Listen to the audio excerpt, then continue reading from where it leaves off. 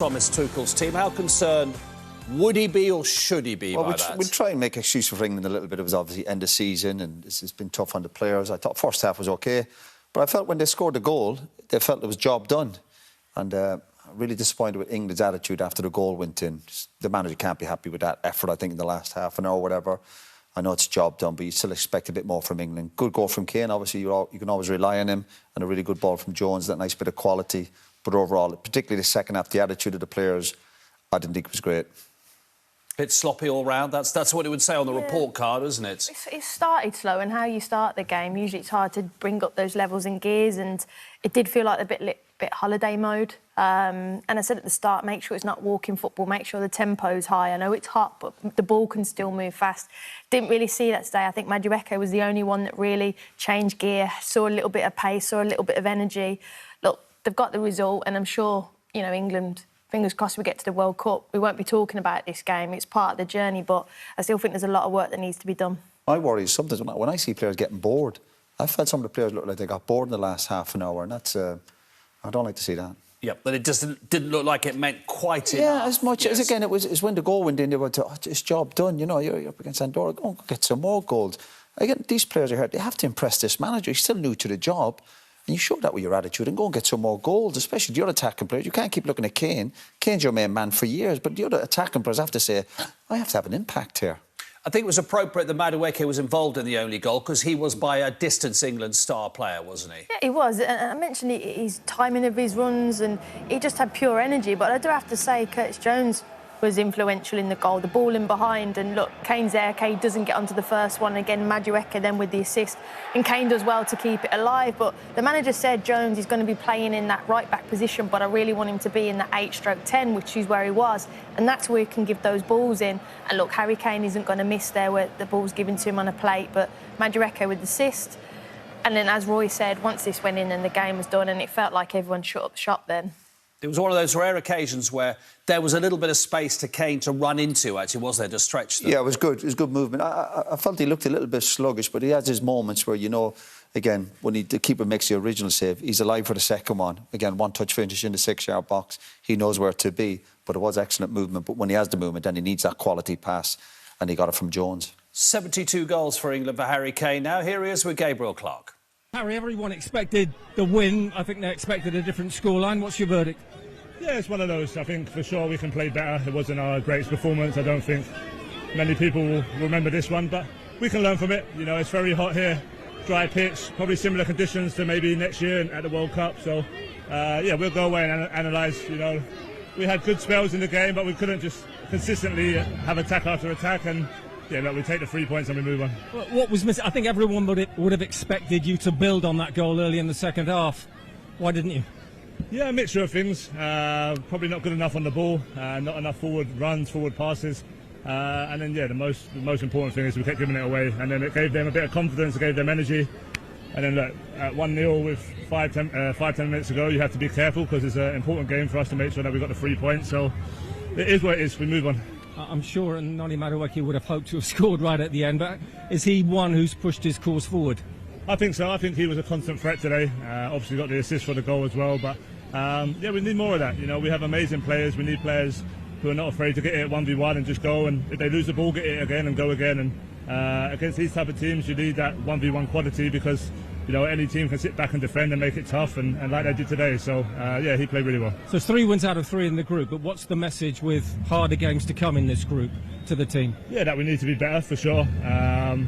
Look, the June camp's never an easy camp. There's always people coming off the back of a lot of games, long seasons, and I think we saw that out there today.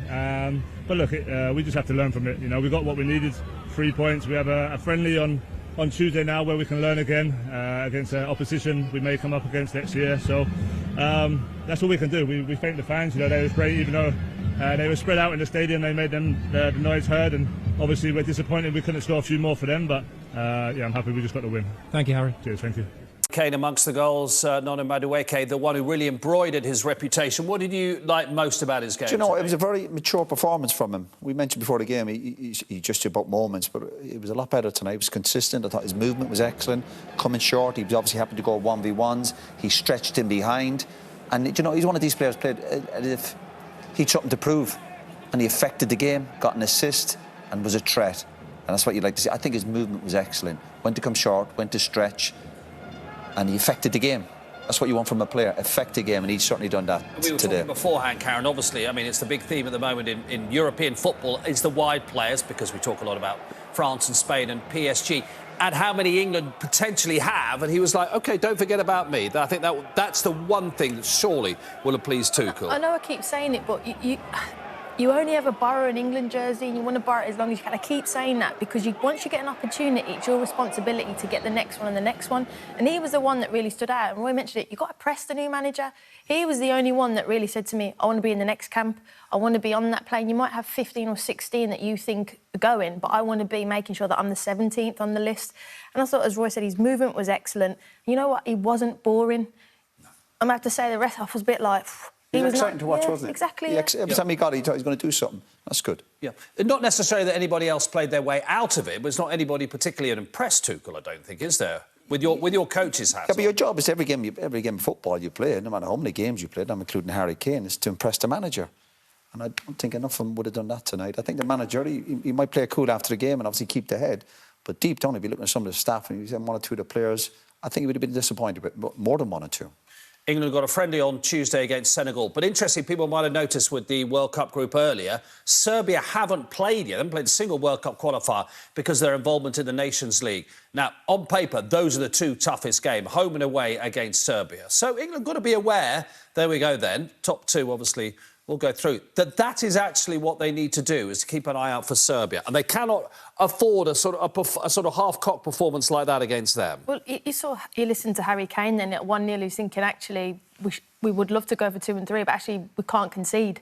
And that, you know, that's a little bit of a worry in the back of the head. But obviously the games you have to pay respect, and they'll be the big games, as you mentioned. But like Kane said, they got the job done. It wasn't great, though. I don't like that message, though, when some of your senior players are going, well, it was a job done, you know, 1-0, we'll take it.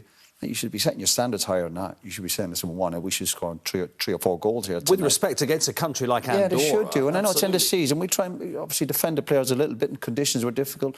Kane at the end there, look, he looked shattered. Obviously, it's probably hotter than what we think. But still, you still want a bit more with the quality. We keep praising England's attacking players and the quality to have, but you have to show it. They didn't show that tonight. To win, but only just. What's your verdict?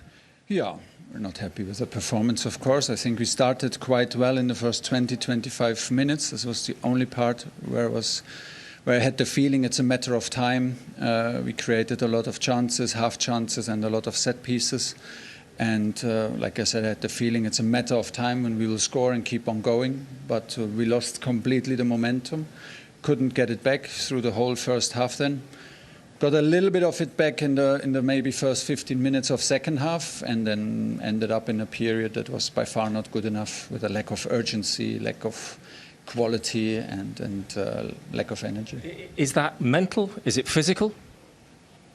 It's maybe both. It's always both, maybe. But it's just what it is. At the moment, we can just admit it. That's not what we expect from us. And need to do better. We need a bit of time to look at it in detail and address it clearly and directly, and do it better on Tuesday. Was Noni Madueke one of those who advanced his cause today? He was maybe over the course of the match the most dangerous, the most active and the most dangerous, yeah. I could feel his hunger and the desire, determination to do what was the plan to do throughout, yeah. Was one of the few who met the expectation. Is your frustration, your plan, the message didn't get across to the players then? I think the message got across because we had good 25 minutes. Otherwise, we had good 25 minutes. We played according to the plan, but we couldn't keep the energy up. It's as easy as that. The energy was after 25 minutes, the rhythm, energy, the determination was not there anymore. Then it came also with a lack of quality and the little details in passing and the finishing and in decision making, and then it looks like it looks. It's 3 wins out of 3 in the group, but there will be tougher teams to face in the group. So what's your message now to the group, to the players? That was basically the message, what I said just now, that I was most worried in the last 20 minutes, because the attitude with which we ended this game felt almost like we have to play it until 93rd minute, and I didn't like the lack of urgency in the end, and I think it did not match the occasion. It's still a World Cup qualifier away from home. Didn't like it at all. The players know all I said to you now on the microphone. They know because I said it in the dressing room. But it's also necessary to have a look in detail, watch the match again, and then we will let them know tomorrow what we want from them. Thank you, Thomas. Thank you. Karen, let's applaud a man for calling it as it is. I mean, he's only here till July the 19th next year at the most. That's the World Cup final date. So he's not going to hang around and soft soap us all. Yeah, but he can't kid what we've just seen. We all could see it, so he's come out and been honest. And as you said, he's got 18 months. He's got to the World Cup to deliver what we all want. So he's got to be direct, and he can't kid us or the players, because if he does, we won't get that objective. So I really enjoyed that. I really like what he said. Spot on. Agree with everything he said. Obviously, before the game, I'm talking about doing to the Formula One last week. They've been cycling all week. They've had a great week. But the proof is what you do in the football match. And like the manager just said there, wasn't good enough, particularly the second half. Yeah. Now, if England are going to get anywhere near the end stages of the World Cup, they're going to have to get past teams like Spain and Portugal and France before we even got to the South Americans. We've got the Spain-Portugal final tomorrow. Here are the midfields for you. Pedri, Zubamendi, Marino, Spain, obviously. Nico Williams, Oyarzabal, Lamine Yamal. Portugal, Silva, Neves, Bruno. Vitinha came off the bench. Outstanding for PSG. Neto, Ronaldo, only 937 goals now. Trincao. But you cross that bridge and you get to it. England, obviously, just pleased to beat Andorra tonight. So don't worry about the other big teams. But that's the challenge for the manager. That's the standard, that's his message he's getting out tonight. Obviously, they've won the 3 games and everyone's going, well, a win's a win. It's not. You need more than that. It's about setting high standards. And if players aren't playing with urgency and quality and all the other words he used, then you will be in trouble. But you'd like to think he'll sort that out and he'll have a better team come the World Cup. They will qualify. Yeah, you think Serbia will obviously give him a tougher games, of course.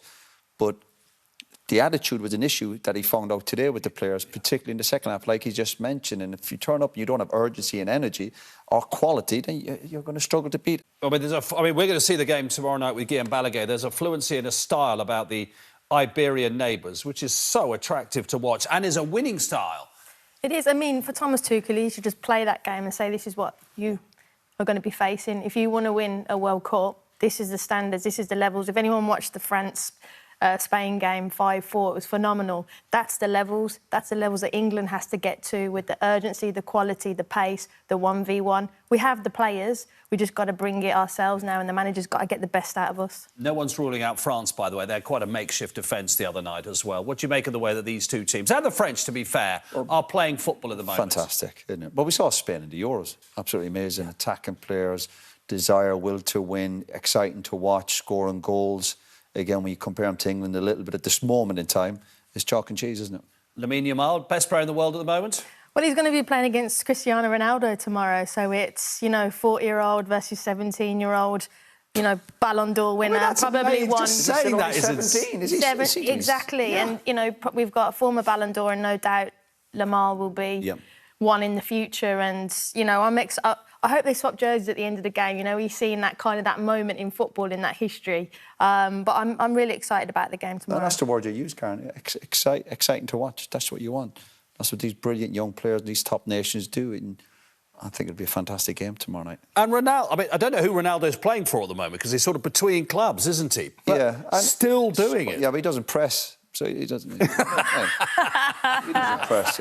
Forget about him. He does ice baths. And by the way, we're not ruling out the French as well. When they get everybody back too. Of course, they don't be writing any of these teams off with the history, the quality, they have the brilliant managers, the strength and depth, and they'll all be peaking at the right time. Don't worry about that. Yep. City Ground on Tuesday.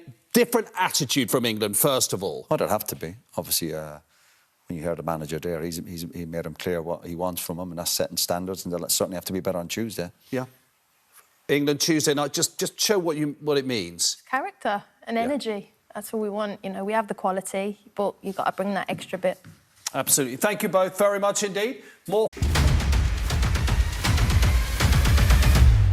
Indumentaria, la Kings Limited Gold Edition. Solo hay 50 unidades de todos los equipos y también puede ser vuestra entrando en kingsleague.pro. Así que es los datos a tener en cuenta en cuanto a indumentarias.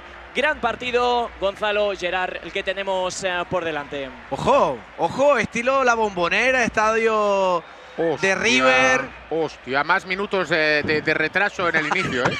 Ya tenemos lío. Lo llamó Edo, dibujando la parábola sobre la banda derecha, donde en el vértice del área aparece Nadir. ¡Nadir para adentro! ¡Gol! De Nadir Lua, que tiene una facilidad pasmosa. Encuentra a Pablo, qué balón para Nadir para el segundo. Se zafa de Cócera, es un golazo. ¡Es un golazo! Señoras, señores, bienvenidos al show de Nadir Lua. Pibe. El mejor. Vamos haciendo espionaje, ¿eh? Vaya mierda dado, pibe. Va, ya te puedes ir a la cúpula a comer, va. Tiene que salir Cócera para entregar hacia el centro. Se la regala Coy, le puede pegar Coy para adentro. Vaya chicha, nano. ¡Gol! De Porcinos Óscar Coy. Ah, pues sí. Pero es que, señores, Pero te lo dije. Tenemos, ¿cómo lo usamos? penalti. Será penalti. Vamos, Kuni. Puede meter en el partido a Kuni. Jordi para adentro, ¡qué golazo! ¡Guau! ¡Dios! ¡Gol! Vamos con Nadir Lua y con Laura Vizcaíno. Pues sí, Nadir, 2 goles, victoria y a cuartos, enhorabuena. Sí, sabíamos que el partido iba a ser muy importante porque veníamos de una muy mala dinámica. El equipo ha estado bien, sufríamos defensivamente y creo que hemos estado muy juntitos. Y nada, primer objetivo cumplido. Os espera Science, rival complicado, imagino. Sí, empatamos contra ellos y en shootout perdimos. Ha quedado segundo por algo. Nada, concentración, confianza con nosotros mismos y intentar ganar para el sábado estar en el Wizzing. Os lo veremos mañana, mucha suerte.